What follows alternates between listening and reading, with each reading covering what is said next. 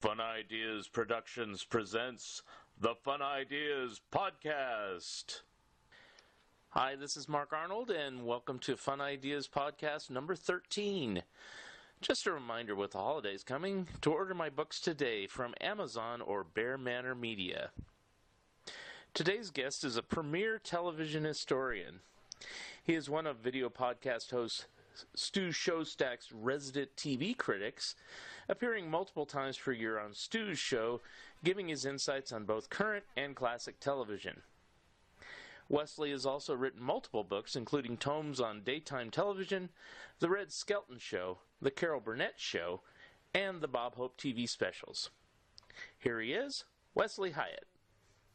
Right, so on the phone I have Wesley Hyatt, who is an author and a TV historian, among other things.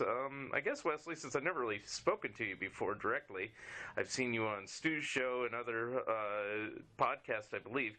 But how did you get interested in this? What is your background of being an historian of pop culture and TV and things like that?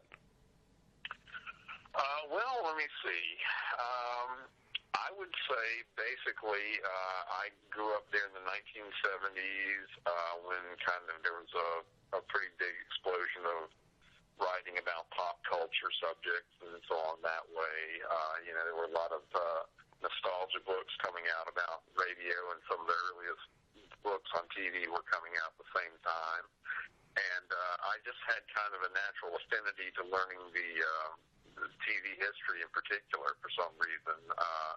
There were, other books on cinema and theater and so on, and music, and I looked at some of them, but I found that for some reason I could retain and learn things about TV history better than anything else, and so I didn't think much of it other than, reading a lot of the books, particularly the Tim Brooks and Earl Marsh book on the complete directory of the primetime TV series. Yeah. That was a big influence on me right there. Also, Alec McNeil's Total Television as well. I used that one a lot. Yep. And then, so I just basically had them, and when I was in college, I was majoring in communications at the University of North Carolina at Greensboro. And while I was there, I looked and saw, I could actually get a double major here in English, and that would go along pretty well with that and get it together.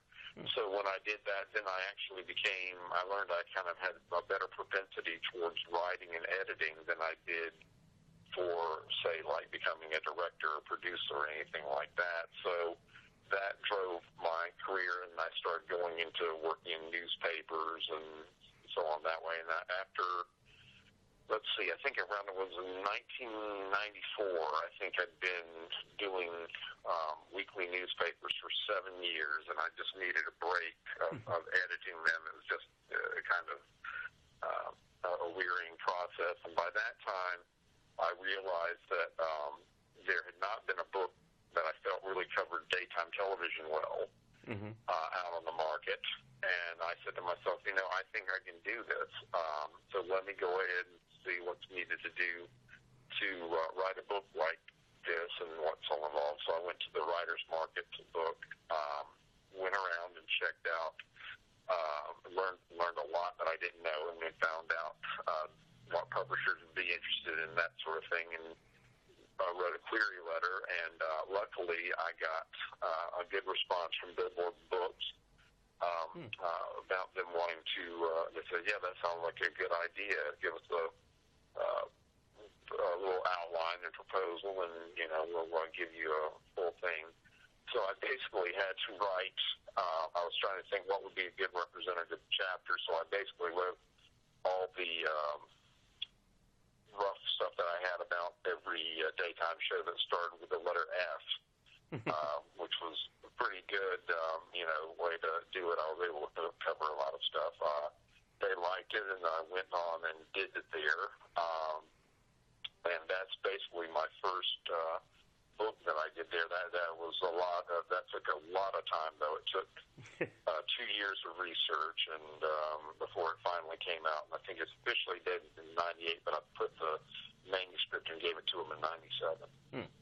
Now, did you actually view at least one episode of every show, or were there some that are just totally elusive because of just not existing anymore or something like that?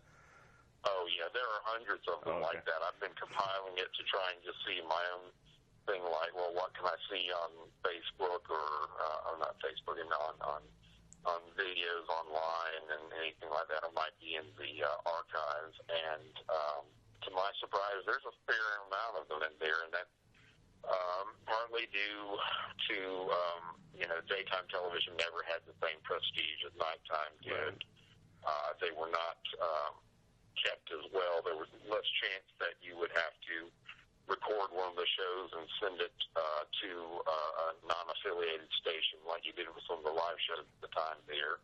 And then when they switched to videotaping, a lot of the shows, what they did was just use the same videotapes over and over and not store the material. Mm-hmm. So there's a lot of shows from the 40s to the 70s where we absolutely have no copies whatsoever, which is just heartbreaking to think that happens. I guess we ought to be glad we do actually have some copies of shows that did make it through during that time there. But, I tried to watch as many as I could at the time in the 90s, which was before YouTube, before the Internet, so I had to basically pick and choose what I could do in archives and what I got there from Stu Showstack's business at the time, the show that's video, and so a few other sources where they were selling copies of old shows that I could watch, which was a big help because a lot of the material that had been out there was incomplete on both the cast and the storylines, particularly for like soap operas and so on that way. So that helped fill in a pretty good amount of gaps. Okay. When you started, I think it existed. I think it was called the Museum of Broadcasting back then, right? Did you use them as a resource for the book and things like that? Yes, I did. I went there a couple of times there. I think at the New York office. I don't know if I went to, I have to check and see if I did the UCLA, not UCLA one, but I don't know if I did the one out in California. I may have. Okay. I can't remember because it was an interesting time because once I got the book sold, that was when I was starting to work as a assistant in publicity for Casey and the Sunshine Band. So I was going on tours around the world at the same time while trying to write my book, and it was a very interesting experience, doing that. And it was a lot going on there at the time. So it was. Wow. And I also went through.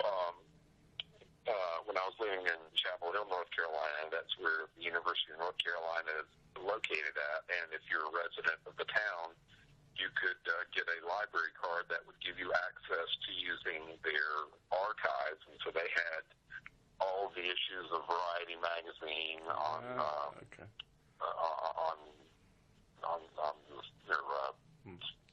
their microfilm or microfiche? Microfiche, Okay. Microfilm. Yeah, that's what it was. And TV Guide, they had it all the way back to 1954. And Billboard also, they used to review TV shows back in the 1950s before it just went totally for music coverage in 1958. So those were good resources. Plus, I also used the Reader's Guide to periodical literature to look up what mainstream magazines, any articles they might have done, reviews of shows as well. So I got a pretty good assessment that way of a lot of good information. And I think I used about 30 reference books as well to check out things and kind of collaborate information where I could. So there was a lot of going in there, and I think that's one thing that younger generations are going to not necessarily miss, but won't have the same kind of process that we did of having to take time and go in the archives and look for stuff rather than, you can download a lot of things nowadays and just get them online. It was, you just basically had to set up time to go to these libraries and make sure you got there. Some of them had short hours where they had the archives. It was a real challenge at the time. Wow. Yeah. Because I've done research too, but yeah, more of my research and my books are like later on, so I am not a victim. What's the word?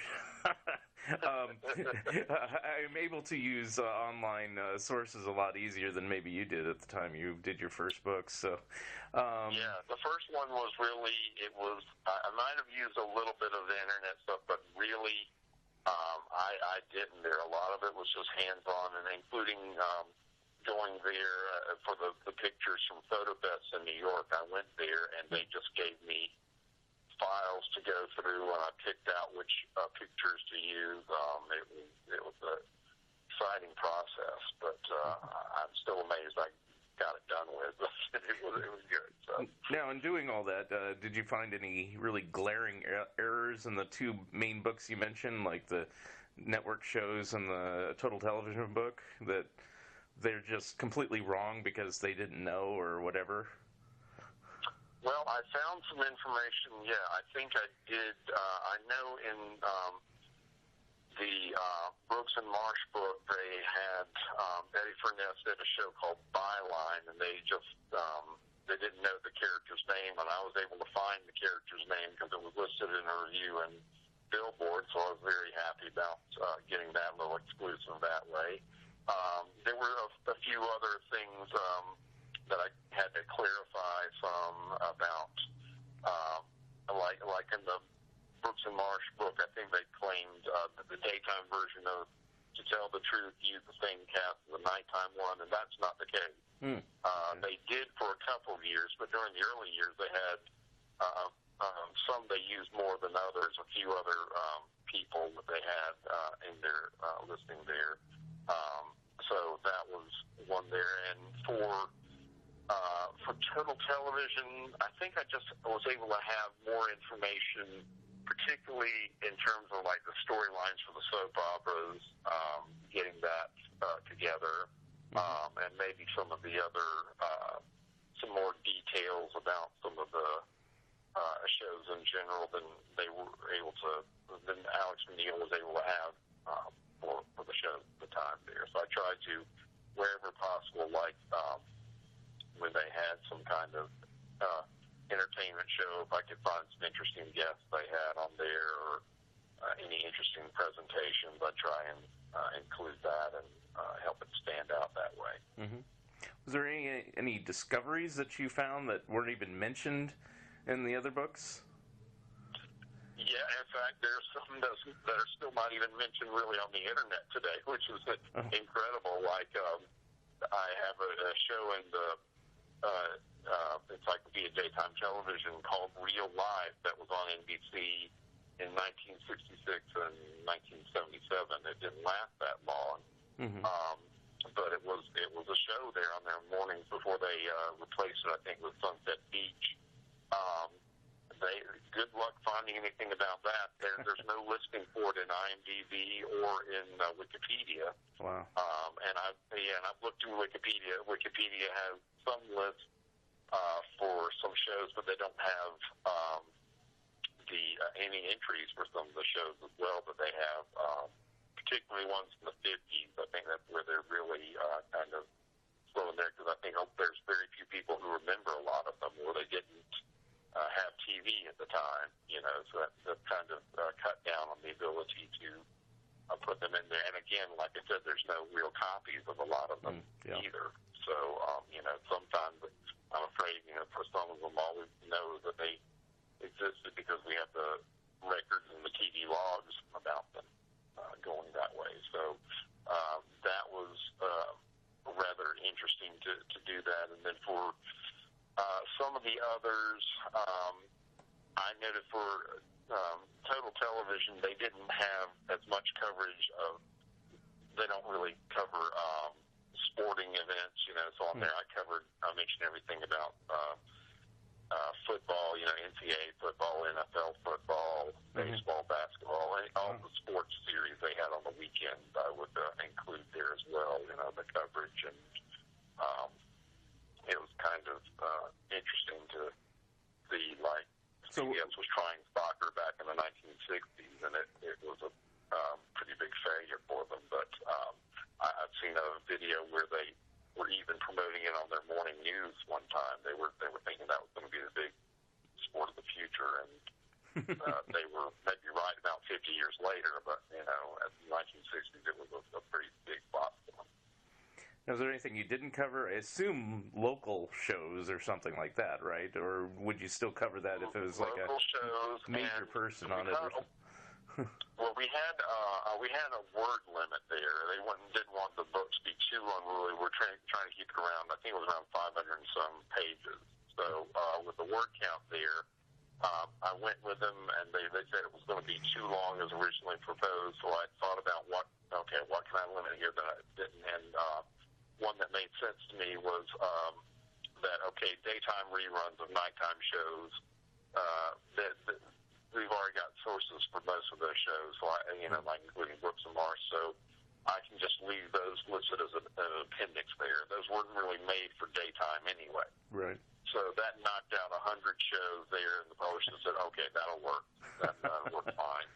So I was able to do that. I also had to limit, I think, when it came to syndicated shows, I had to limit the top 50 of them there that I thought were the most distinctive ones there. But there were a couple of syndicated shows there that I had that I don't think exist in any other reference books that I've seen. There was like a sewing show. I can't remember what it was, but he even had a little article on it with a TV Guide that I saw about it. And one film woman show. I think it's called there was one called For Women Only, which was a syndicated show back in 1953 that came out. And it was pretty obscure then, but I was like, well, it did appear, so I'll put it in there and to keep it going that way. So. Well, this is kind of a weird aside. Wasn't the show that Christopher Walken kind of popularized on Saturday Night Live, The Continental? Wasn't that a daytime show? And that was a nighttime show. Oh, it was a nighttime show. Never mind. Okay.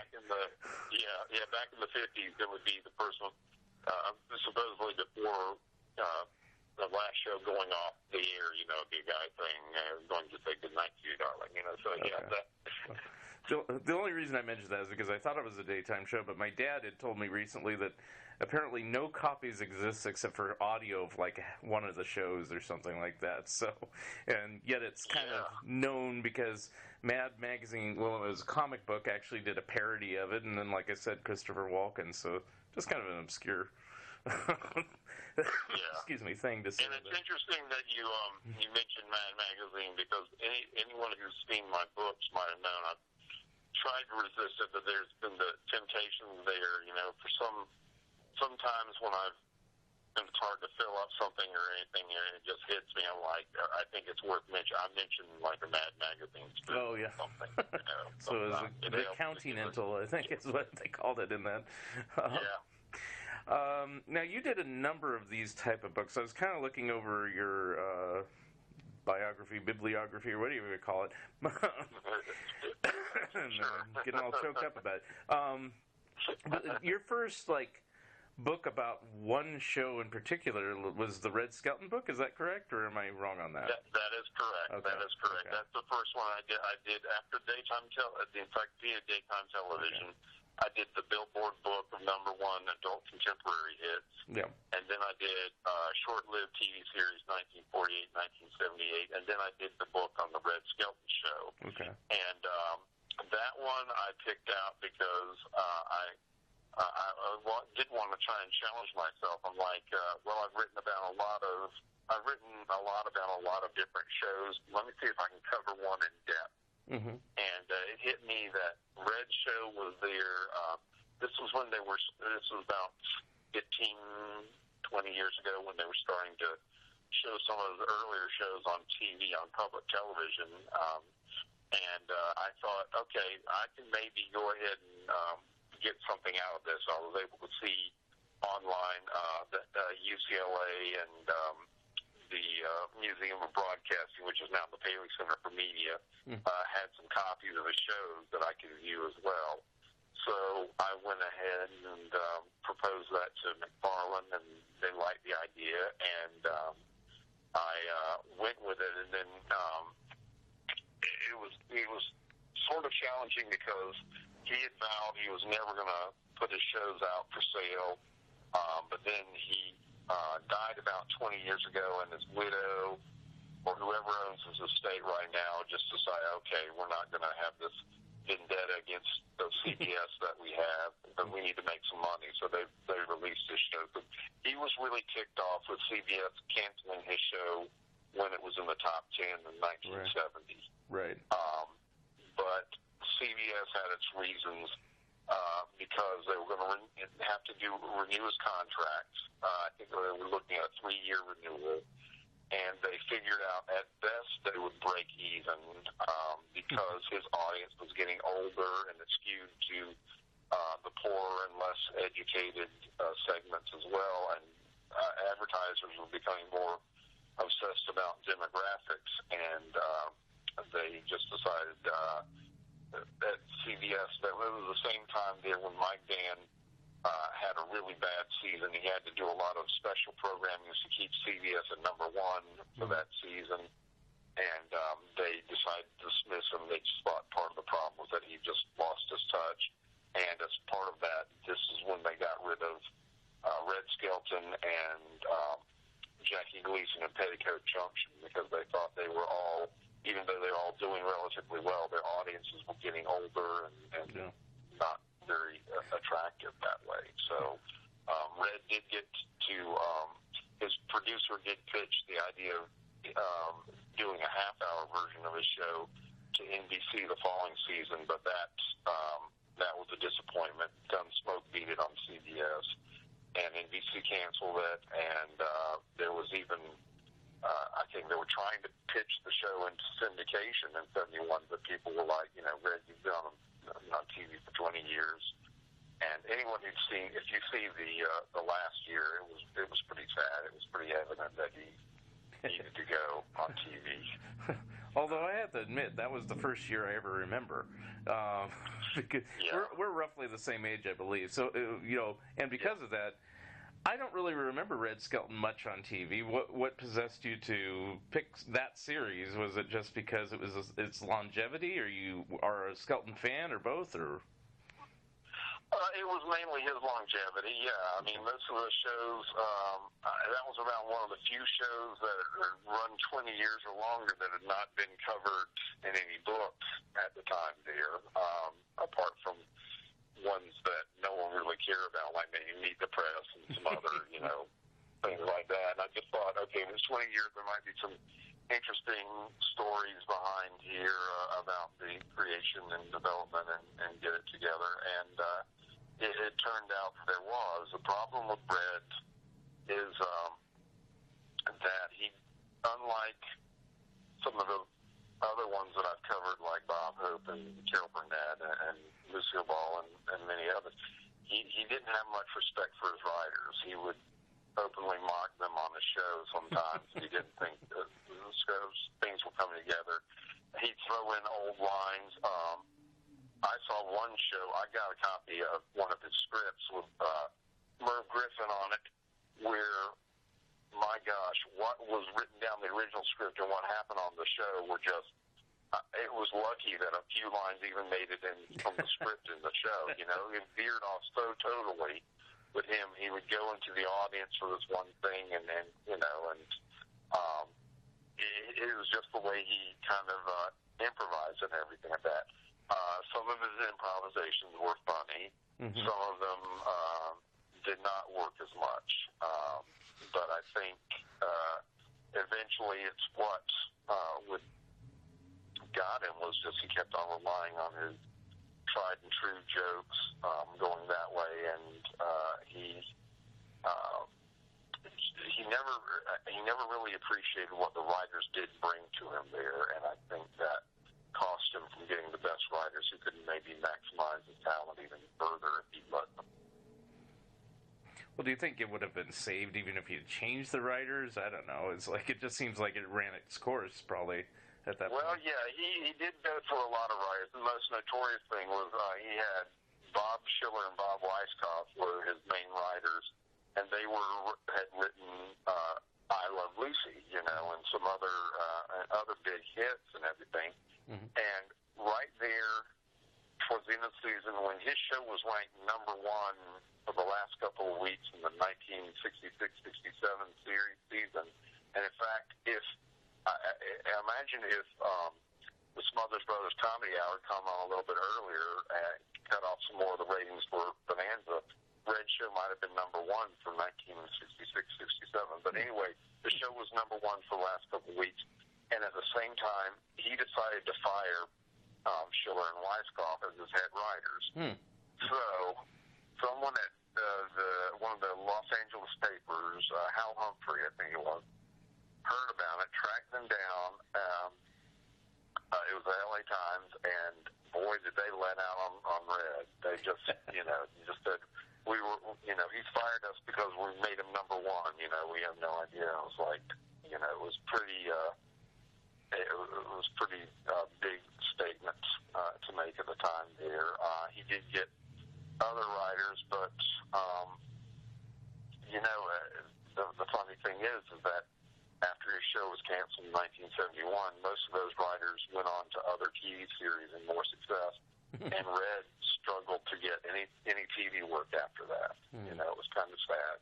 Now, you kind of alluded to this a few minutes ago, but you said that he tried to, or maybe he didn't, but tried to do like Lawrence Welk or Hee Haw or something, is like continue on in a syndication life? Yeah, and there were no takers there for the time because I think they had seen what had happened on the last season on NBC, and it was just not working there well. They've included it in the Time Life section they released. I think they've included all the shows from his last season on NBC, and it's a really bad indication. I mean, he just he was showing his age. I think he was like around 57 at the time, and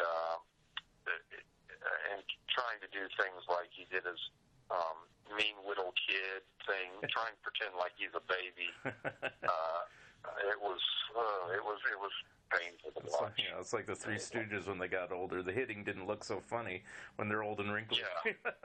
Yeah, exactly.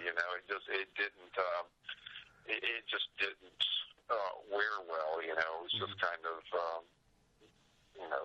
it was looking like he was doing comedy back in the 50s, and it was, it was in the early 70s, and people were kind of changing for a different, planning for a different style, and it just showed that CBS was right in deciding to can him, even though it was in the top 10, because it was just creatively he was just losing his spark. I don't think you did a book on Jackie Gleason, but he had the same longevity. What was the story there? Why did that show go? Was it the same reason? That show went. Yeah, his audience was getting older, and it was getting there, and there were also complaints about his shows as well. The shows by that time had all become the hour-long version of the Honeymooners. Where they'd be theme songs and going on vacation and everything. It was just like, it's not the Honeymooners that were the classic ones back in the 50s, and he was also, he had been doing pretty well in the ratings, but then he was being challenged by younger shows. ABC was actually doing pretty good running Let's Make a Deal and the Newlywed Game opposite it and Saturday nights, believe it or not. So CBS kind of, and I think his contract was up there too, like I read. That was the main thing. CBS had figured out as well, I think, if I read correctly, that if they had renewed Jackie Gleason on the contract he had, they would have actually lost money because there were not enough sponsors interested in going with the show, what it had at the time there. And like Red, he didn't respect his writers enough. Didn't really publicize them as much as he should have at the time. Because I've seen some of the Time Life releases that have been coming out in the last couple of years, and the shows look very similar in style, even though I don't think they were produced with anything in common, right? Because Gleason's in Miami or something. Yeah. It's just exactly. But they had kind of a similar appeal. You're right about that, and how they had it, and it was. I don't want to sound ageist, but he and Red were getting in their late 50s or early 60s there, and so were their audience, and they weren't attracting younger viewers because they weren't really on the cutting edge or everything. They were kind of relying on their old tricks. And when the new generation of programmers were coming up, like Fred Silverman and everything like that, they said, we need something more up to date and generating it. In fact, it's pretty interesting. I compiled some things that saw if you had turned on to TV back in 1966, the start of 1966 schedule, you had Red and Jackie Gleason and Lawrence Welk and Ed Sullivan and Gary Moore and Milton Berle. These were all stars of the variety shows on things. Berle had just started a new show on ABC. And, and I think they're all average, they were all like in their 50s or above, and that was just showing how TV variety was getting aged at the time.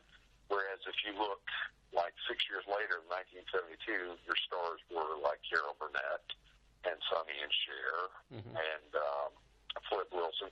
All of them were in their 30s. It was a lot. It was a generational shift thing that kind of had to happen, to appeal to the audience and the audience. So that's probably the same thing. You could lump Ed Sullivan Show in there as well. Just older generation. Even if he had younger people perform, like say the Jackson 5 or whatever in the last years, they didn't care over at CBS. Was he up for contract too, or is it just let's dump them all with the proverbial rural purge that they always talk about?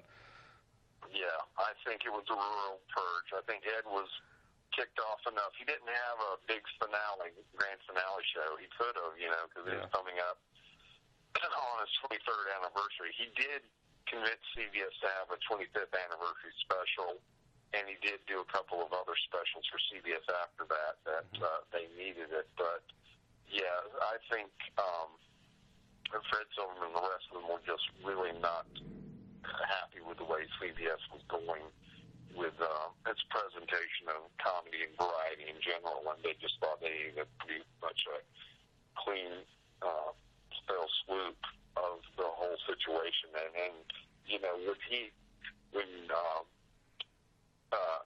Ed went off, I think what might have played a factor with Fred Silverman was that one Sunday they had replaced his show and Lassie and Hogan's Heroes with a special TV debut of Ben-Hur from like 7 to 10 or 7 to 11. I can't remember how it was.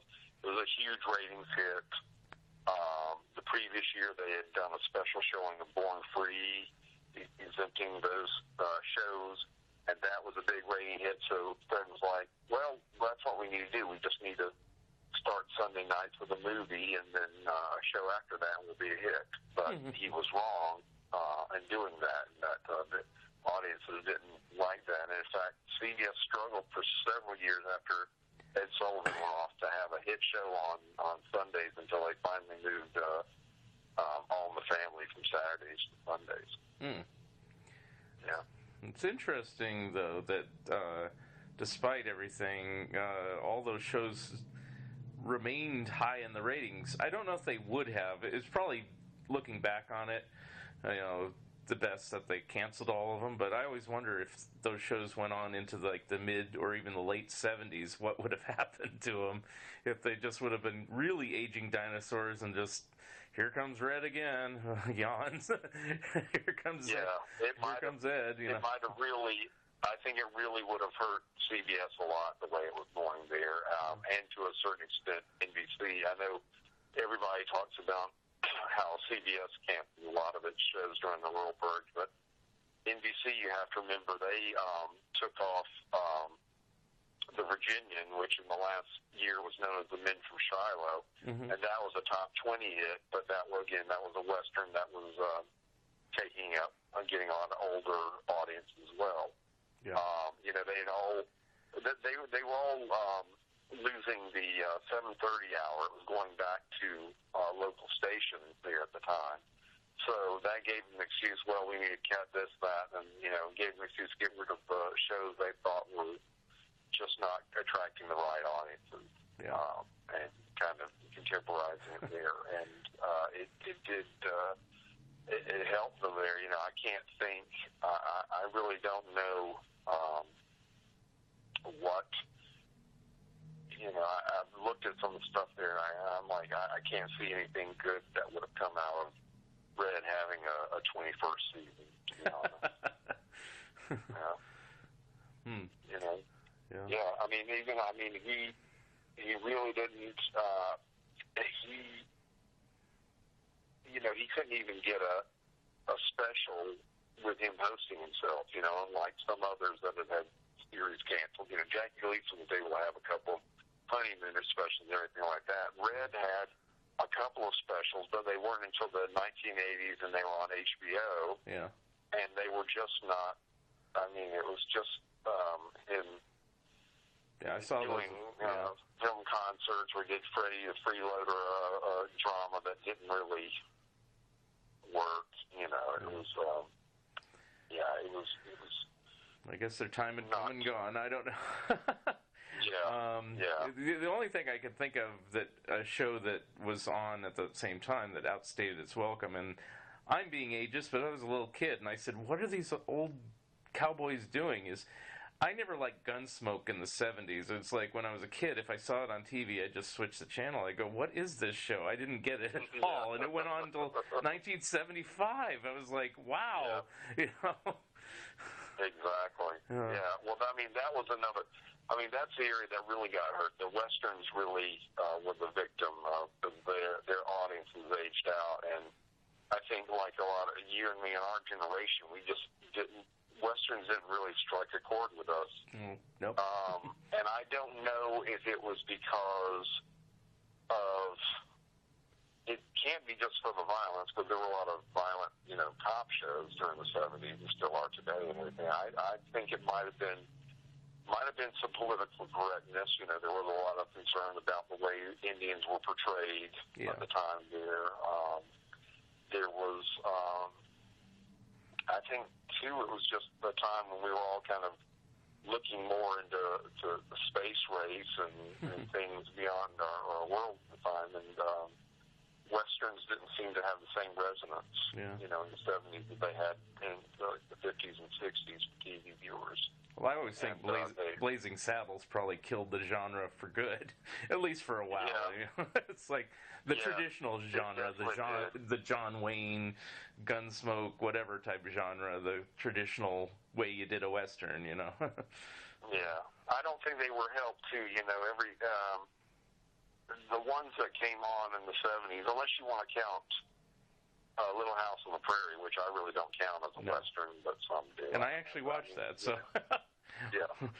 But I don't consider, I consider that more of a family drama, I think the ones that came on during the 70s were big bombs, there was Dirty Sally and The Quest and Young Daniel Boone and all these others that just never could, they all flopped pretty quickly there. Isn't there one called Alias Smith and Jones? That was one I remember, title, something like that.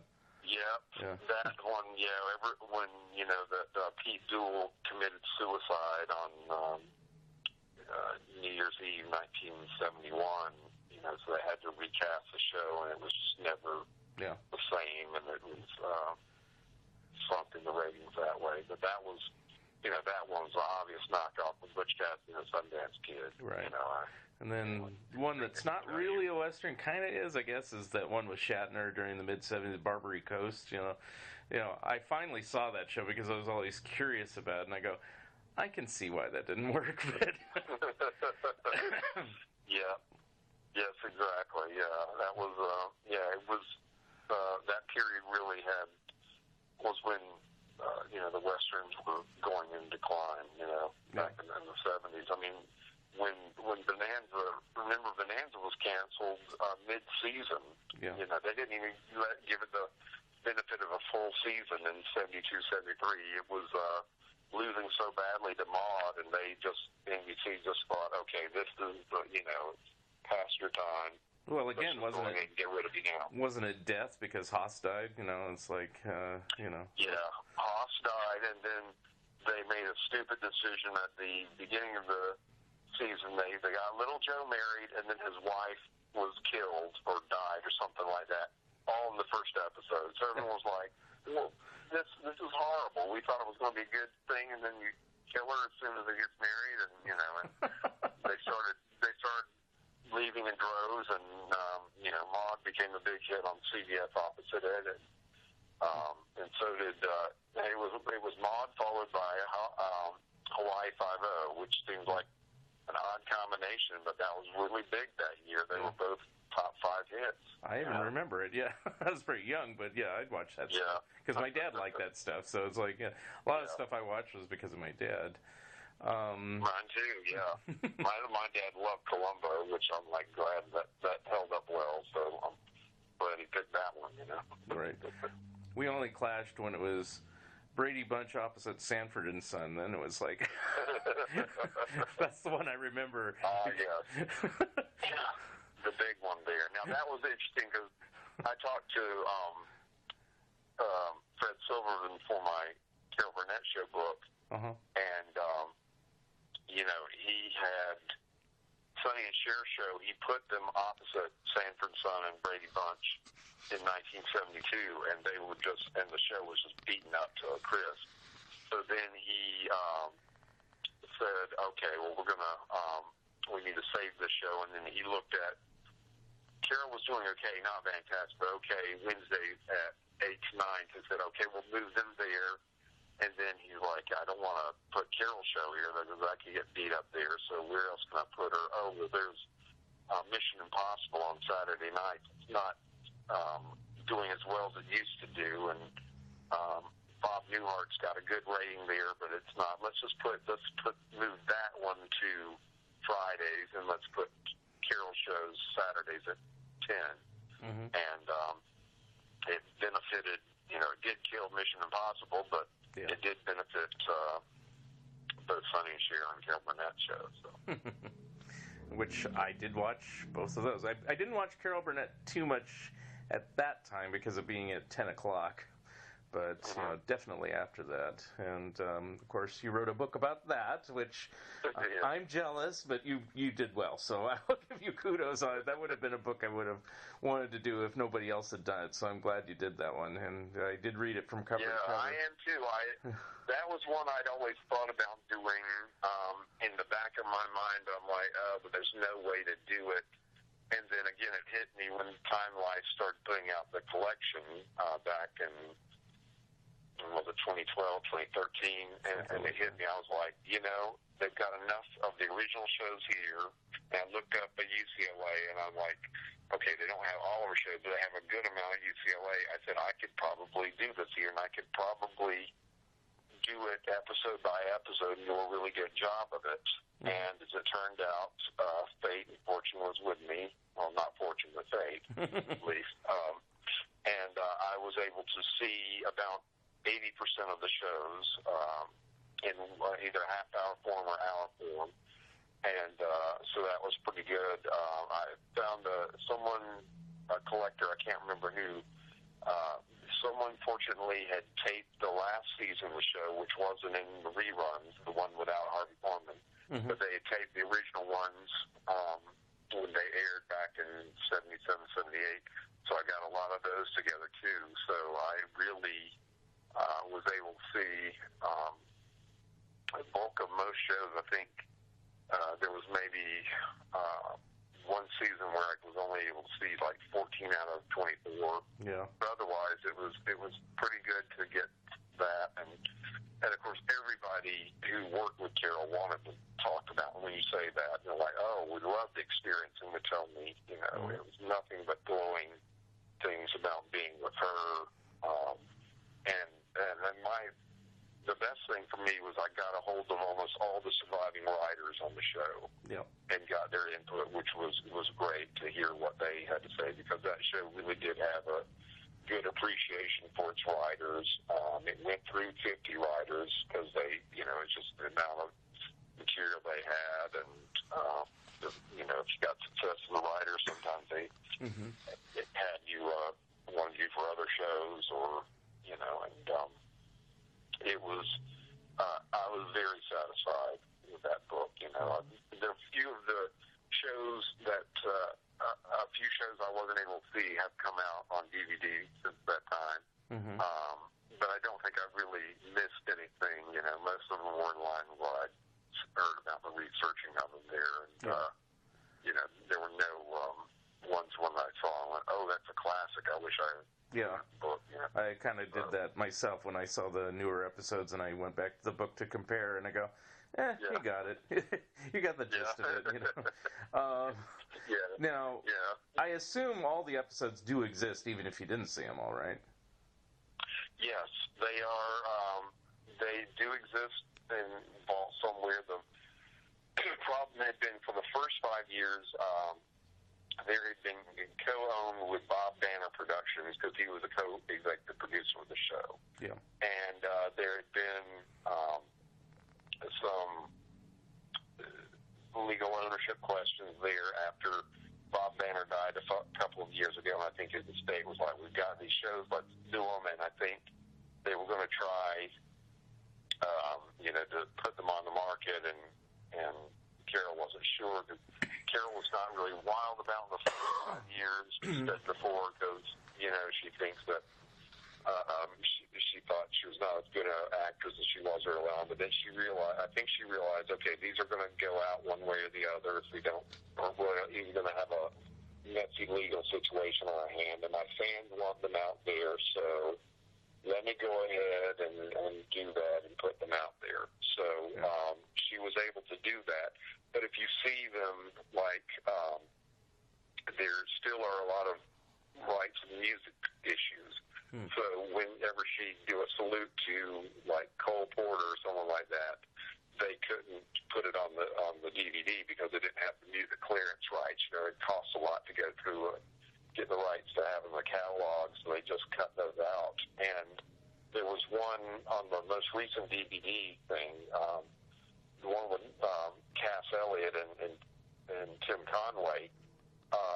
There was so much music cut out from that show that show is almost only a half hour long to watch it. And to make things worse, they were repeating the dental sketch on that show. This was during the 72-73 season, or 71-72 season. That's what it was, the fifth season, where I noted where the original writers started getting dry, and they were doing things, and they just had this rehash of it. Yeah. So basically, you're just that show. I don't know why they even put that out, basically, because you're just stuck with, you have Carol's questions, the sketch with Mama, Cass Elliot, and Carol, and then Brief Carol and Sis with Tim in it there, and then the repeated dentist sketch. I was like, wow, okay. That's perhaps the most extreme example. Now, there are some shows where they made their own music, and for those you've got the full intact shows. Yeah. It's amazing to me, and I didn't even know that. 2 points. One is, I used to think she just didn't want the early shows out because she was just falling into Lyle's arms, and she thought that didn't make her look good because, she's supposed to be a strong, independent woman, and she's this married woman falling for some, tall, hunky man, so I don't know, but she, Carol strikes me as someone who has really interesting quirks about herself, as anybody probably does, but I think you've explained it better with the Bob Banner thing. That makes more sense, but it does still seem like she's very uncomfortable with those shows. Yeah, I think there is some growth things going on there that were happening, and some of it that's, I guess, considered politically incorrect nowadays that they'd have there. I'm sure there were a couple that I saw that I was like, I don't think she'll ever put out while she's still alive, because I think she might worry about some skittish reaction to some of them. But at the same time, it's just, even, Bob Mackey was saying in the DVD commentary on it, like some of those fashions that he put on the early years, he's like, I don't know what I was thinking. It was just something going on at the time there. But Carol has said, she doesn't think she was as good in the first 5 years as she was in the later years going on that way. And I think the comedy writing was still good in the early years, but it was even better, I think, if you look at the later ones, that she did. I really think if Carol had done like she was thinking about doing it in their show after the 5th season, it would not be remembered as fondly as it is today. Yeah. It's just that when I finally did see a lot of the earlier episodes, I said, this isn't as bad as she's letting on. I mean, there's a lot of... the weird thing I saw, and you pointed this out in the book too, is, repeat sketches. That's weird. And then certain guests that were repeat guests that never appeared at all in later years, and it wasn't because they died, it was just they didn't. Like, I think Nanette Fabray appeared, like a dozen times or something, and then never again after that, Nanette Fabray, Martha Ray, a lot of them, I think, they were of a certain age. I think, I don't know if it was the network kind of telling, okay, you need a younger guest, or maybe it was her husband doing that or something on that. But there was, Mel Torme did the show a lot, and then you don't see him at all after the first 5 years. Yeah. Lucille Ball, that was a rather surprise. Like, why didn't she have Lucille on there after the first 5 years either? I don't know why. I mean, I know the shows with Lucille are not as good as maybe she wanted them, but still, I mean, it's Lucille Ball. It's a big draw that way, Well, especially after 74, she was free to do the show even more often. She wasn't doing a weekly series anymore, but I don't know. Yeah, and I don't know. That was the one thing, and like I said, I had some questions about the use of the guest stars, especially in the last couple of years, when it became kind of road, like, we're going to have Steve Lawrence on here. It's Eagle Man again.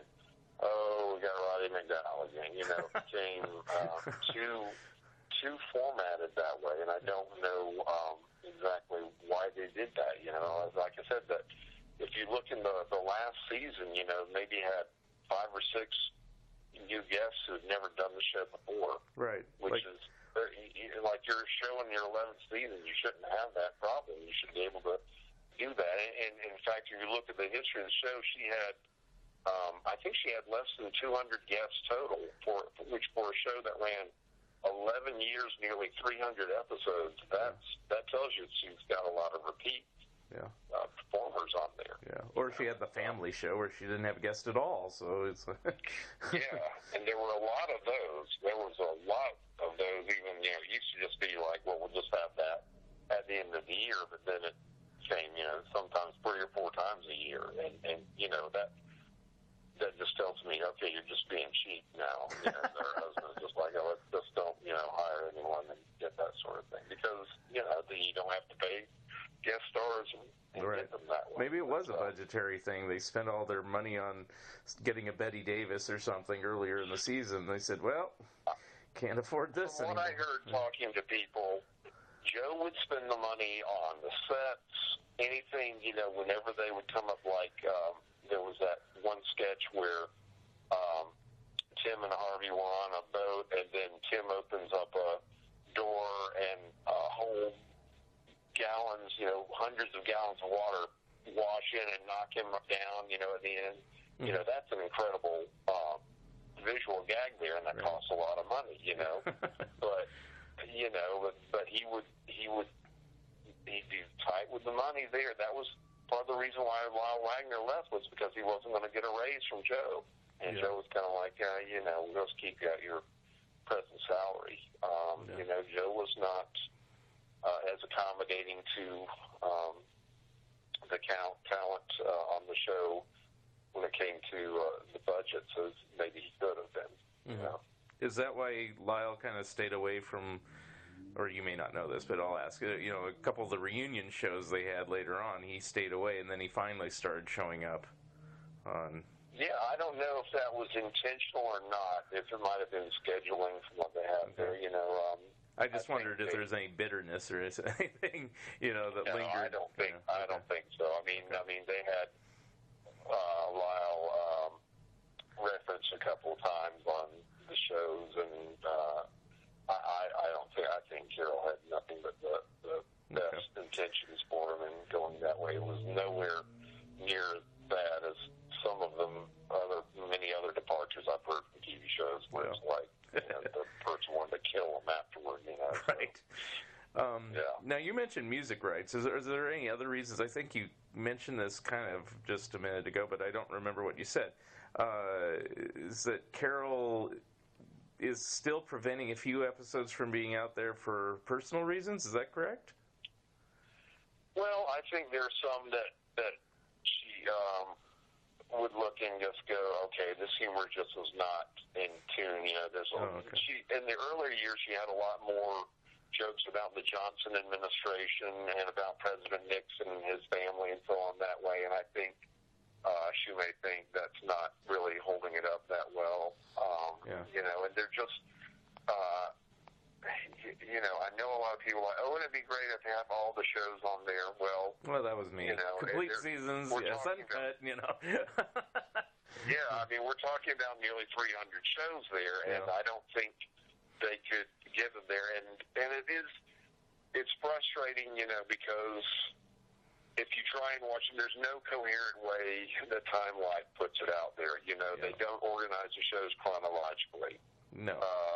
Well, that started with Columbia House. They started off with their haphazard way of doing them, and those are the ones I collected, where they put two shows per disc, and I still have those 31 volumes, and I was hoping, please keep going, and they stopped, and I was like, Yeah, and there's some of them that, you know, it's a shame that some of them can't get out there. I think the one I'd love to see get out there was the show with Ella Fitzgerald and Bing Crosby and Rowan and Martin, plus the cameo by Bob Hope. I mean, that was just an incredible show.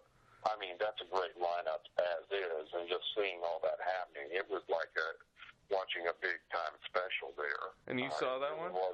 You saw that one? I saw that one at UCLA or Museum of that one was great. You know, it was fantastic. And, so you did see one that was but good. I don't know if they're able to do that one because they had like a salute to Paramount Pictures that might have some songs in there that they can't use, you know.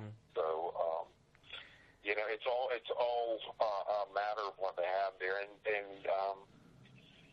you know, and some of the things that they've had out there, I wouldn't pick out some of the shows they put out there myself, but, you know, for whatever reason they have, a lot of times, a lot of what was, I'm sure when it came to picking out the first 5 seasons, they wanted shows where Tim Conway was on there. They did a lot of shows where Tim was a guest star, you know, because that's the one that everyone associates seeing a lot on the show there, and the ones that had big names attached to them, and so on that way. But I really don't think, unless they can get things really rolling, I don't think we're going to see all the shows ever. Especially, I don't think she wants that. I think that last season really, I think was very indicative. I think there was only 3 or 4 shows from the from the 5th season, the 1971-72. That she had on there, and that kind of tells me something that she still really doesn't like that one very much. Is that the season they did the Australian show, and is that one ever going to be released, you think, or no?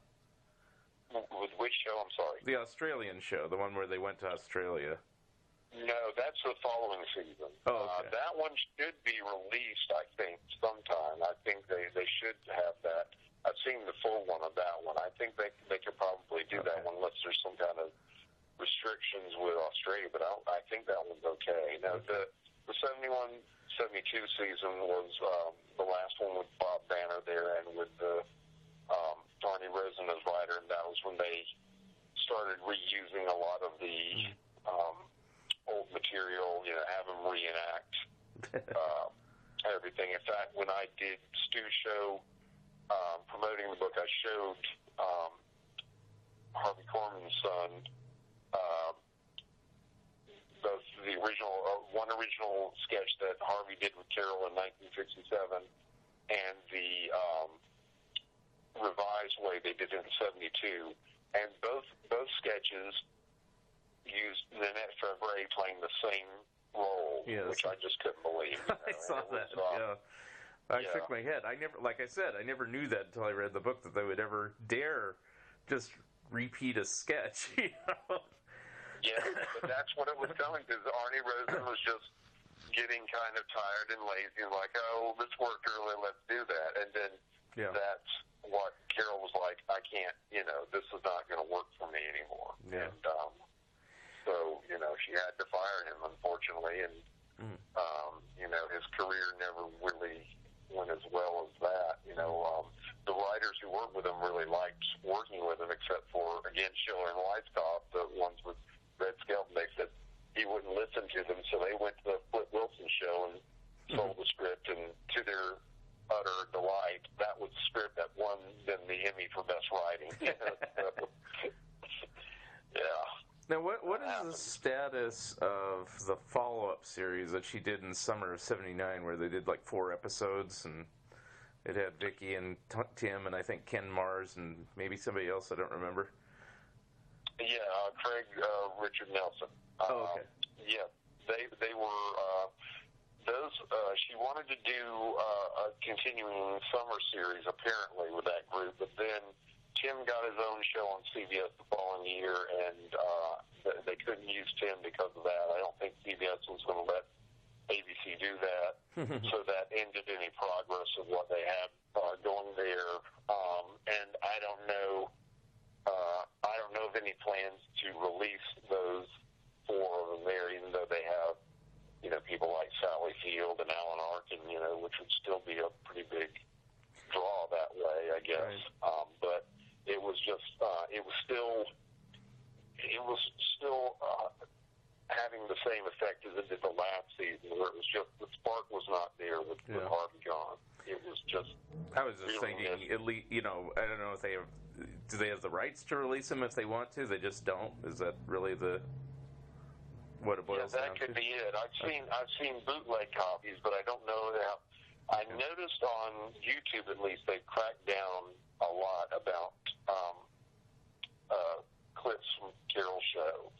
Yeah. They used to have a lot of unauthorized use. Now it's hard to find those, a lot of them there, because I think she's got her own official channel and she's trying to stop people from using it that way. So, but again, as to what all will come out, I don't know. And I'm concerned there too, because I don't think the DVD sales market, is as strong as it used to be. You know, that what is it, the DVD Talk or TV?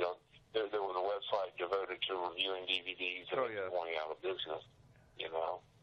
And that's a shame, but I think that's the trend, that people are going to be more like they want to have kind of what's going on with Netflix, just download it on the computer there and not have to mess with even the hassle, if you want to call it that, of putting in a DVD and playing it on your machine. Even though I still like that format, I just bought Beverly Hillbillies season 5. Woo! So I'm like, I'm shocked when these things still come out, because there was a while there where everything was coming out, and then now it's you might see it on Warner Archives or something, it's like, or not, it's really not nowadays. Yeah, so. And it's still not consistent how it came out there. I heard it was because when Oprah Winfrey did a show saluting the Mary Tyler Moore Show, that finally convinced whoever owned that to put the rest of all the remaining seasons out on DVD. Yeah. At the time there, and I mean, this is Mary Tyler Moore Show, one of the biggest hits of all time, commercially and critically. And if that's having problems getting out there, that tells you the way things are going. Well, I'd even like, you mentioned it a second ago, even though it wasn't the greatest show, but that latter-day Tim Conway variety show, I used to watch that. It was cute, and and Harvey was on it too, and so later on, and it's like, but this stuff just doesn't come out anymore. It's just kind of weird. So I don't know. Yeah, it's going to be interesting to see what there's stuff there. How it's just going to get out is going to be the challenge there. I think it's an interesting situation now because there is a big amount of buying power out with the baby boomers. They actually have a lot of clout that way, but trying to convince some executives to cater to them is not a top priority.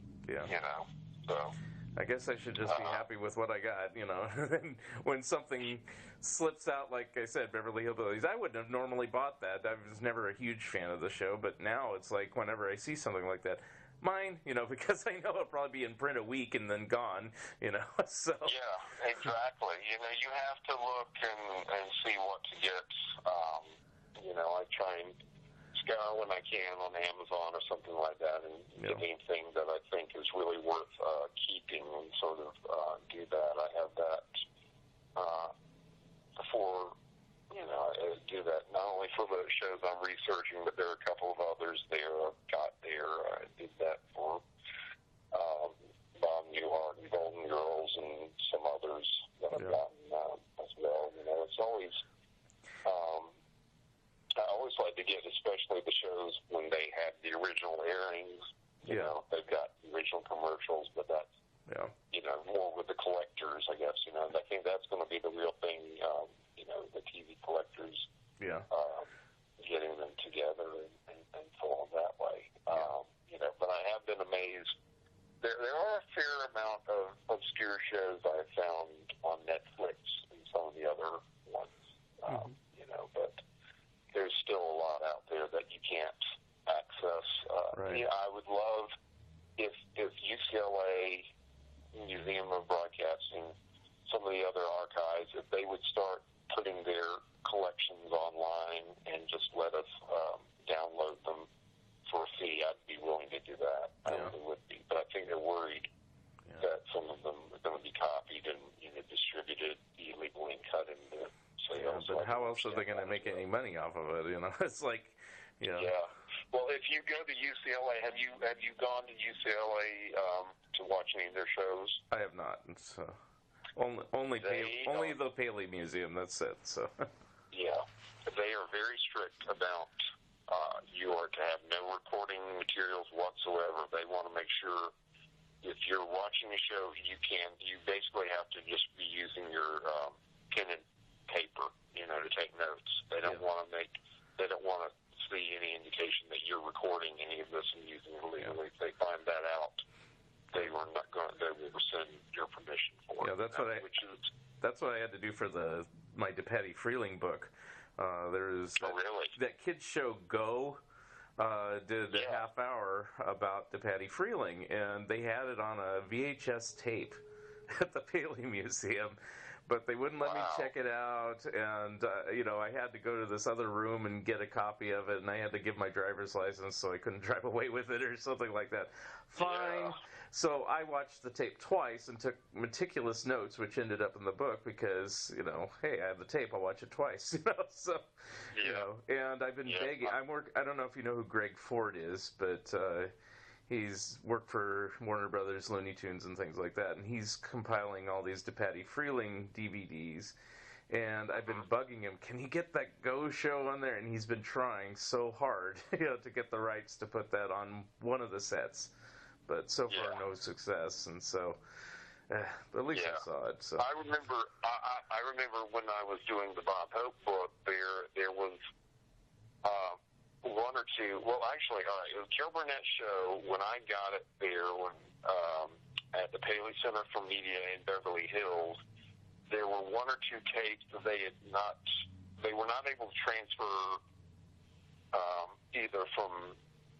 There was something about the transfer. I couldn't do it that way, so I had to watch a unusual setup for them there, and one of them was the Dolly Sisters parody, which I definitely wanted to see because that was the big one that Hart and Siegel had worked on as the original hour-long spoof, and that was worth seeing, even though I'm not as enamored with it as Carol is, but I had a special one there, and also for the Bob Hope book, they had I had to go to get a special machine to watch a 1952 episode of him hosting the Colgate Comedy Hour that they only had a partial copy available, meaning only able to have like the first half of it available that way. So they still have a lot of these collections they have not transferred. I hope they're doing what they're saying, and they're transferring and getting them safe copies and everything, because a lot of these, they have the only copy. I think, if I'm not mistaken, I've heard like a couple of the nominees for Best Picture in the early years back in the 30s. I think like The White Parade is one of them, something that UCLA has the only copies available that people know about. That tells you, it's just between that and it's a challenge for, as a researcher, as you know, I think the NBC archives of some of their press materials and everything, I think they've donated to University of Wisconsin or University of Georgia or something. I don't know. It's just all out there in just different areas, and you could go crazy trying to track down materials, if you don't know.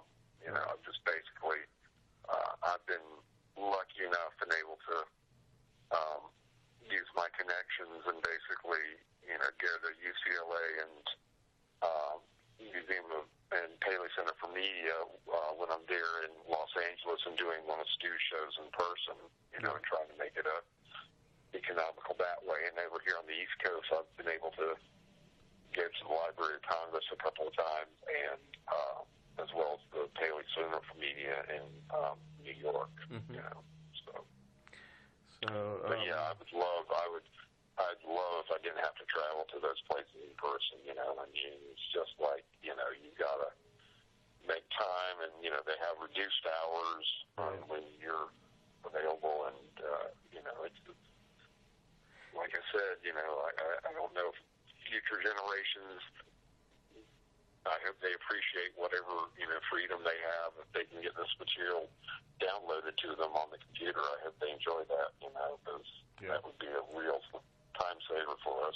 Right.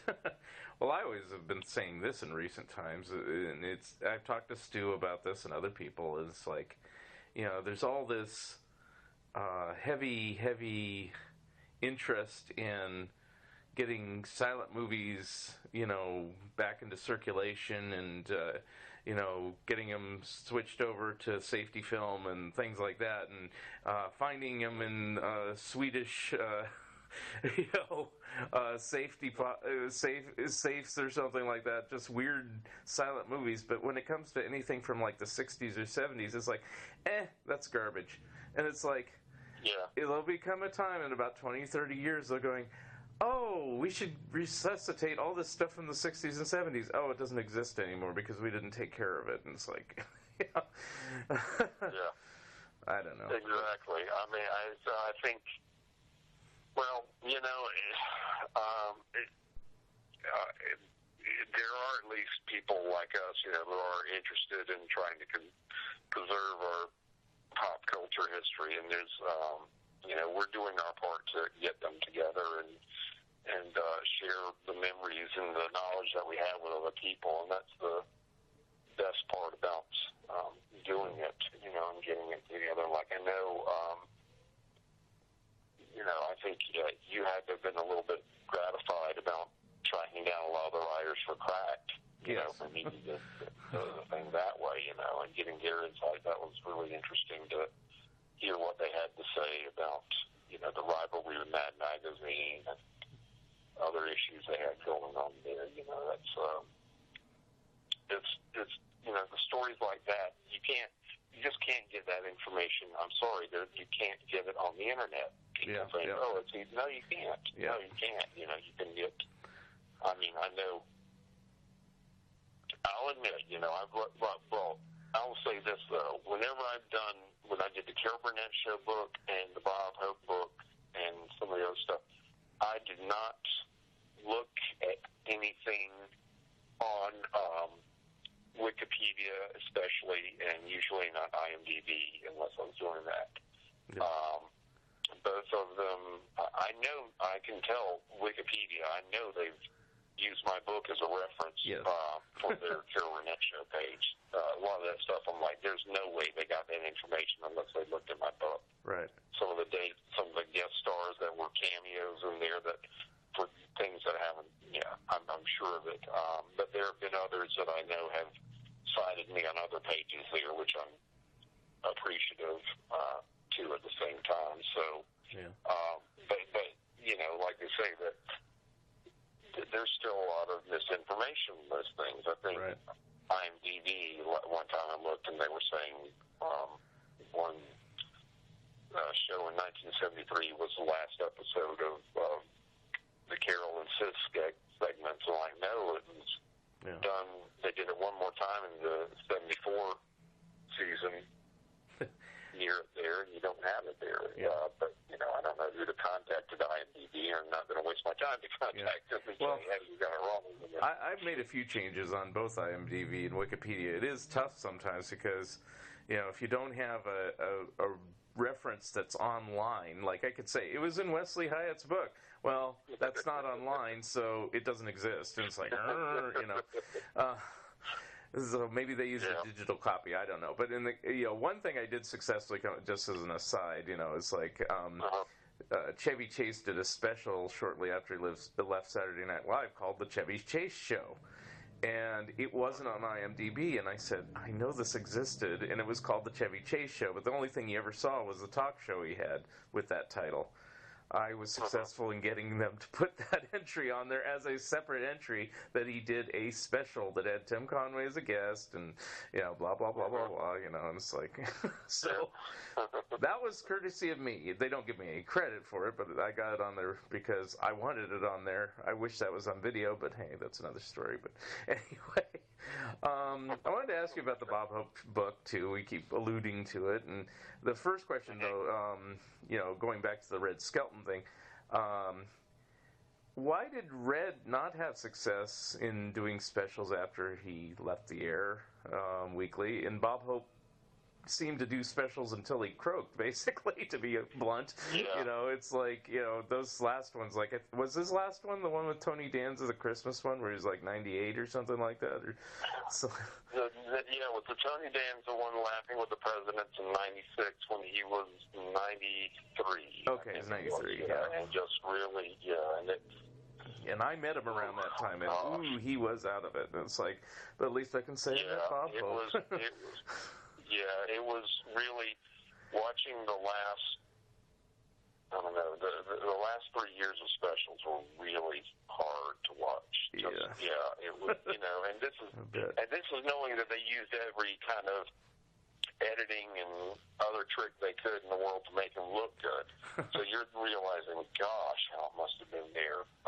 You know, it was, but to your issue there about why Bob prevailed and Red didn't was, well, for one thing, Bob had better relations with NBC than Red had with any of the executives. CBS executives thought Red was odd. Red didn't like to talk on the telephone. Red was known to, you know, have weird displays of how he'd do a show. You know, after he'd do a show, he'd do his act to somebody, and they'd have to wait around there, you know, after before he finished doing his act, before they could let the whole audience out and leave the taping, and you know, it wasn't thrilling that way. Red was pretty egotistical. There was one time I read Bill Hoban's unreleased autobiography where he said that Red looked over one script and was upset with not having enough lines in it, and was threatening not to do the show and so on that way, you know, because he never Red was the show was himself and David Rose Orchestra, and that was about it. He didn't have a whole family of talent behind him, and Bob was pretty generous. Bob also, brought in a lot of younger talent, and he tried to make his show appeal to people of all ages and go that way. Red, he did have some rock acts on during the 60s and so on like that, but they were taped at different times, and inserted the show, and it just didn't gel as much as with, Bob would usually talk to Andy Gibb and some of the others and do, corny lines and then let them sing and go that way. So, and Brooke Shields every week. I think that,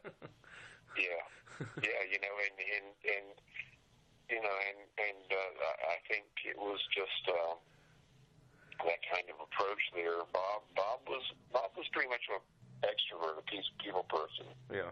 Red was not. Okay. I think it all combined against him there, and he's still in Red.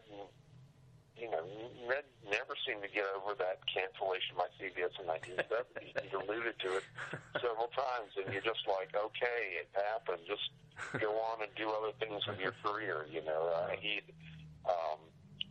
for a time after that, he retired, and then he unretired. I think he retired in 73, and then he came back again in 75. And Johnny Carson gave him a big boost, did a show with him getting together, but by then he was considered old hat, and nobody used him. Yeah. Okay. I know you covered your Bob Hope book pretty thoroughly on Stu's Show and showed clips and everything of every decade and stuff like that. But I mean, did you? I guess, like with the Carol Burnett Show, did you actually see every show he did? I mean, that's a lot of shows. No, that one's another one I think I saw about around 80% or so. There were some shows you couldn't see because, like in the case of the Colgate Comedy Hour, those aired live. They didn't do kinescopes. No. The only kinescopes for the Colgate Comedy Hour that survived were a couple with him that somehow got taped that way, and the ones with Martin and Lewis did, because Jerry Lewis was very smart at the time. He would tell them when they're doing the show, hey, make a film copy of this for me. So I keep for my records. I never knew that. So that's why you still have them there. So Jerry had that all available, and he knew them make money off of those appearances and get it together. Bob got wise to that after leaving the Colgate Comedy Hour and started having stuff on film there too. I've seen, for his stuff, I'd seen everything except, I think there were 3 specials in the 60s I didn't see, and 3 in the 70s. Mm-hmm. I actually had a harder time getting some of his specials in the mid-80s for some reason. I missed a lot of those.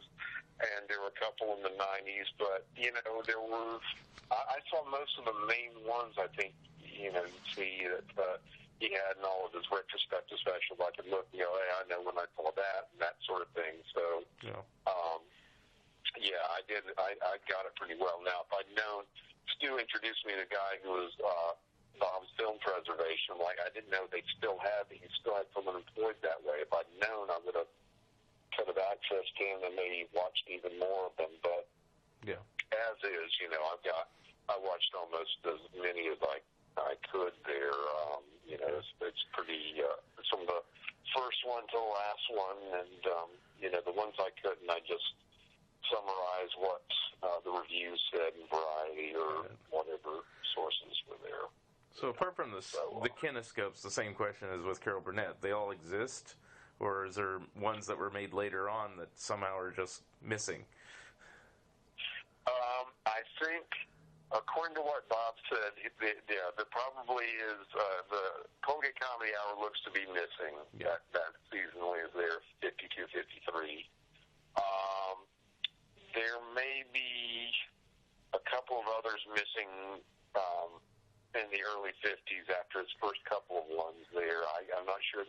I think the third one there was with Lucille Ball. I couldn't find that one.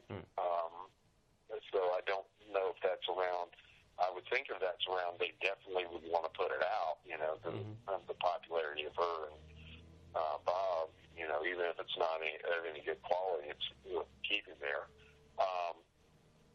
There were, a couple of, it was spotty, a few others in the 50s and everything that way, but I saw the great majority of them. I saw it that way, and as well for his guest shots and everything. I saw most of his acting jobs. I think I saw about 75 to 80% of those, and a good amount of his variety show appearances on other people's variety shows. He did about 200 variety show episodes that I could count up, and there I might have been more around 60 to 70%, more 70%, I think. Yeah, I still have a good. I was amazed at some ones I was able to see, and so I'm amazed that you're able to get all his guest appearances on other shows. I mean, it seems like there's countless ones. I mean, I don't know. How do you find out ones like that? Is it just TV Guide listings or what? Yeah, well, I have a pretty big reference library I keep of your things. I've got books on like TV news and documentaries and every genre of television. I try and get books on that I can use and read that way, and most of them have an index, so that helps a lot looking for them. And just looking, I was also looking through a lot of the. They have the TV Guide review, not TV Guide reviews, the variety reviews. They compiled those, so I've looked at those.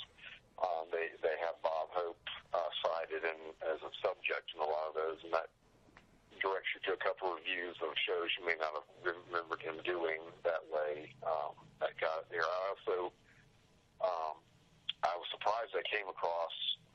I can't remember how I did, but I came across him doing a couple of episodes of The Big Picture, which was a syndicated show in the 50s and 60s promoting the armed forces.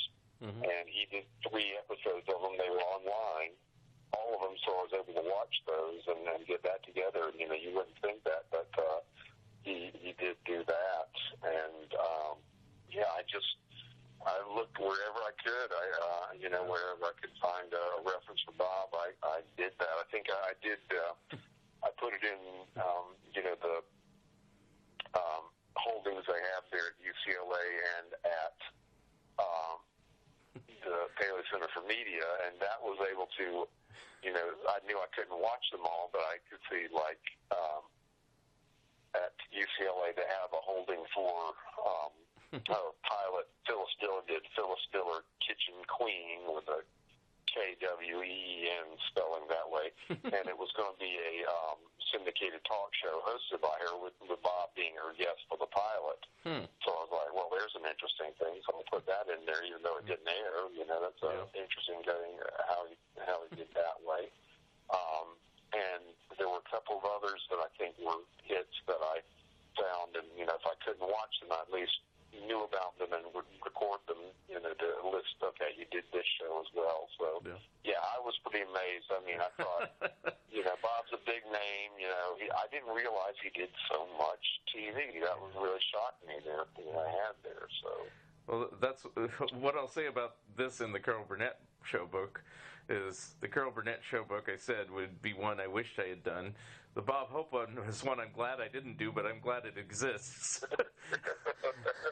Because I went through it and I go, wow, what an undertaking of this. It's like every little bit of Bob Hope minutia on television. I was like, wow. But there it is. Yeah. Well, I tried to do it, and I tried to keep it fun and moving for people. I didn't want it to be a dry recitation of what he did, if I could keep it interesting and find out some stuff, and give an honest take, because that's the one where I'm pretty opinionated. Well, I'm opinionated there in the Carol Burnett Show book, but I'm not. I give, for the Bob one, as you know, I give a review. I review both the show and Bob himself, and sometimes Bob is better than the show, sometimes vice versa. It all depends that way. But basically, I think I've done this long enough. I guess I have an ego enough that I could say, I have a good idea of what I think works and doesn't work. You know, you don't necessarily would agree with everything. I don't think you should with anyone's thing, but I try to explain why I've given a rating for everything, you know, and all these books that I've done, and I try and, you know, give some examples of why this is bad and why this is great, and you know. Well, I think you should if you actually watched it. You know, if you didn't watch it, then maybe not. But you know, I probably Carol Burnett exception, but you know, I probably will not slog through every Bob Hope special ever. I mean, it was painful enough watching the Pink Panther special for my Patty Freeling book, but I watched it because it was about it, and I mentioned it in my book, but for that reason. But you know, it's like I think you have to. I think it's responsibility as a historian, as a pop culture historian, that not only to record just the facts and everything, but also to inject a little bit of your takes to them, to give them an idea, like, this is why this is great, and this is why this failed, you know, it didn't do well in the ratings, or, you know, and it's there are always going to be ones where you're just like, this is really good. Why didn't they watch it? And you could give various explanations, and then sometimes there's just some stuff that, you know, you just, unfortunately, you know, just didn't click with the audiences at the time and should have, you know, and that's the way it goes sometimes with everything, you know. Like when I did the television's Top 100 book, oh man, watching Little Ladies of the Night, I was like, this is a truly trashy movie, you know, and why was this, you know, I just had to roll my eyes. It's still one of the highest rated TV movies ever, you know, but you record it and you say what happened, what's interesting about it, and what its significance is, because, you know, it's the facts, so, you know, you have to, it really is it's the way invariably, because when I did my Total Television Productions book, I didn't want to see the Underdog live-action feature, but they talked about it, and I said I should see it just to give my due diligence. That's why I always say due diligence for a lot of this stuff. So, exactly. And that's what I actually, at my Carol Burnett show, I even went to the extent of watching Lyle Wagner's first movie, Swamp something, or I don't know. It was horrible. I was like, oh, thank God. Now, I was so, and I'll admit, I was uncertain about how much I was able to write about each of Carol's shows, and then luckily I learned about maybe a quarter of the way in or a third of the way in, I can't remember where, but I realized, okay, I don't need to cover the summer replacements. No one's going to care about that. Mm-hmm. It's going to take up too much space. Just summarize it at the end of each season and let people know, and they can do that thing, you know. Yeah.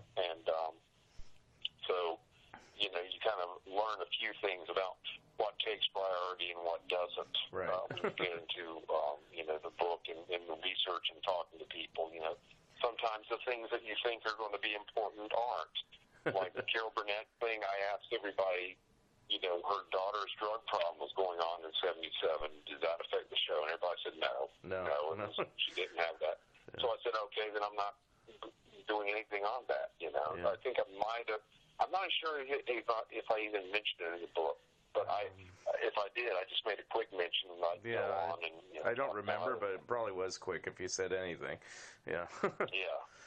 Yeah, you know, and then I'm sure you've come across those things too. You know, sometimes you go in with preconceived notions about your subject, and you're like, wow, this ought to be fascinating, and then it's like, oh, and then you find out, like, it's not as much as I thought. But then other things come up that you've not heard about, like, you know, like in the case of Carol, the arguments between the writers there with in the sixth season when it was between Hart and Siegel and Buzz Cohen and his collaborator, the clashes they had, and how they all left the show at the end of the season. They all and the writing partners broke up and everything. I was like, wow, that was a pretty interesting story to tell. And I think I told it pretty fairly from all parties involved. I tried to give everyone their due. Yeah, that stuff's neat to have in the book. What isn't is just what I don't like, what they call warts and all. I don't usually like putting it in there unless it's crucial to the story, you know, like... Yeah. And it is because of the way they had what happened there on screen and to a certain extent of what they had there. You know, there were other things. There have been other books writing about how Joe Hamilton was unfaithful to Carol during their marriage, you know, was hitting on some of the things, and I was like, okay, I'm not going to... Yeah. I don't really need to say that, you know, not that someone important, else actually said that. Unless it made the show cancel or something, then you put it in there. It's like the show canceled because Joe Hamilton's philandering or whatever, you know. It's like... Yeah. But I mean, I just, you know, try and look for anything that I can that's... I don't go out looking for controversy, but if a controversy of something comes up, I think you do have to address it and, you know, be fair about it without being exploitative. You know, it was, I know when the television's Top 100 book, I had to talk about Laverne and Shirley because almost every source that I used there, from the writer, everybody had a horror story working on that show, you know, and I just summarized what it was, you know, and even, you know, one of them said that the women themselves knew they were loathed so much that they one time gave out gifts of dartboards with their faces on it to people for Christmas. I was like, oh my gosh. Wow. You know. Yeah. You know, so you're like, well, if it's that bad, you've got to acknowledge it there. You know, if it's a toxic area where they're creating art, it merits mentioning there. You know, it does that. Sometimes, you know, people. I know that there were people who were upset with when it came out about Bob Hope, you know, cheating on his wife so much. A lot of actors, they were like, it destroys my image of him. And I'm like, well, I'm sorry, but that's what happened. You know, it did, in fact, go on there, and there were a couple of them.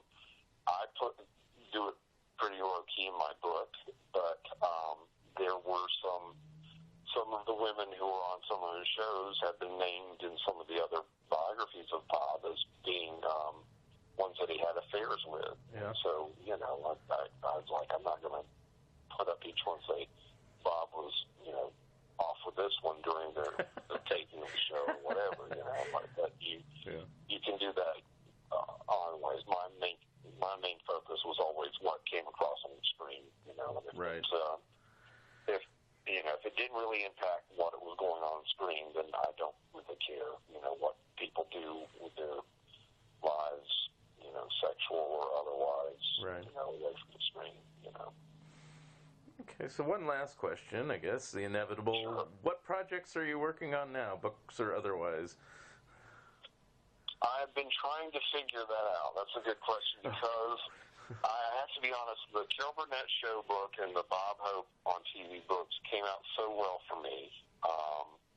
They pretty much, I'd say, even exceeded my expectations. I'm very happy about the way, you know, I've got to see a lot of material, talk to a lot of good people. I got a lot of good quotes there. For Bob Hope, when I talked to Marie Osmond alone, we must have talked 90 minutes. I mean, right before she was doing her show in Vegas, and she was really giving me some good insight. And she would have talked more, but she had to get ready for a show. But she really had, you know, a good time talking about them and enjoying them that way. And a lot of people did with Carol Burnett, too, and with what they said. So those both have been really fulfilling. But I'm at a point right now where most of the classic TV series have been exhausted, you know. Almost everything has been covered for most of the hits from the 50s to the 80s, say. You know, that'd be the main areas I'd be interested in doing that. I've toyed with the idea of maybe doing a biography of Richard Dawson. That would be my first biography. Just because he's had a fascinating TV career. He was based basically employed nonstop from Hogan's Heroes back in 1965 through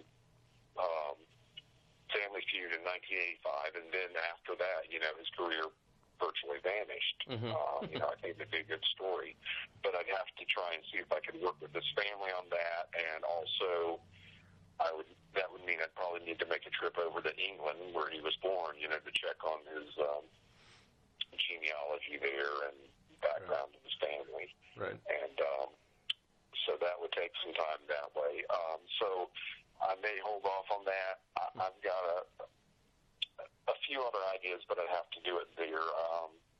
Our publisher, Ben Omart, mentioned one time about he'd really love to have a book done about the Ozzie and Harriet show, and I'm like, that would drive me crazy. I think it would drive me crazy, too. I'm not been a big fan of the show, and 14 years worth of episodes to go through, oh my gosh, I was like, I can't, but I've looked beyond that.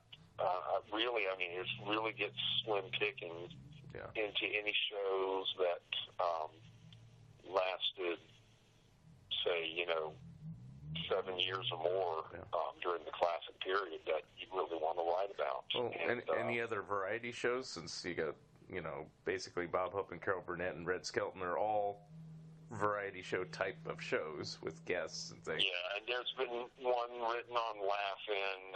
There's a guy who wrote a book on Flip Wilson that I don't think I couldn't do. Yeah. Flip's show was fine enough, but I don't think there's enough there. I can make a good book out of it. There was a book on the Dean Martin show backstage with them. That seemed to be pretty comprehensive that way. There have been several on Saturday Night Live. Yeah. And then the other ones, I guess if I wanted to, I could try Gary Moore show, but I don't really want to. Oh, okay. That would be like, yeah, but I've seen it there, but it's kind of like, it's good, but not as good as Carol's show. Right. I can tell, it gave a lot of good thing to it at the time and got it that way. And, plus, I wrote about him. A lot of the variety shows I wrote about in my Emmy-winning TV series book. I wrote pretty long essays about that, and I talked with some of the people involved with them. So I feel like I've kind of covered those shows, basically, all the way back to your show shows and everything. Is there one on Sonny and Cher, or no? I don't think there's one on Sonny and Cher. I don't know if it's that worth possibly might be interesting, but I don't know. I'd like to get Cher's cooperation to do that. And, of course. And I don't know to what extent. If it was done well, I'd read it because I love that show too. Yeah. It definitely, I could see some potential there, but I don't know. I don't know. I've got to think right now. I'm still. It's just all hypothetical. I have like 20 book ideas, and then I go, yeah. Well, some of them. The problem is some of them. You have them, and the publishers aren't interested, and then you just lose interest or get something. I had an idea for one time about a book called Who Was Who on Television, which was going to list everyone who had passed away, who had been a regular on a daytime or nighttime series, and it was going to be, it was going to, I think it was around the turn of the century, so I was compiling it, for everyone who had passed away up through the end of 1999, it was going to be like that. But they weren't interested enough, and then I said, okay, fine. And I also pitched an idea to several agents about doing a 50th anniversary book, an official one there, of The Tonight Show in 2004 when it turned 50. Yeah.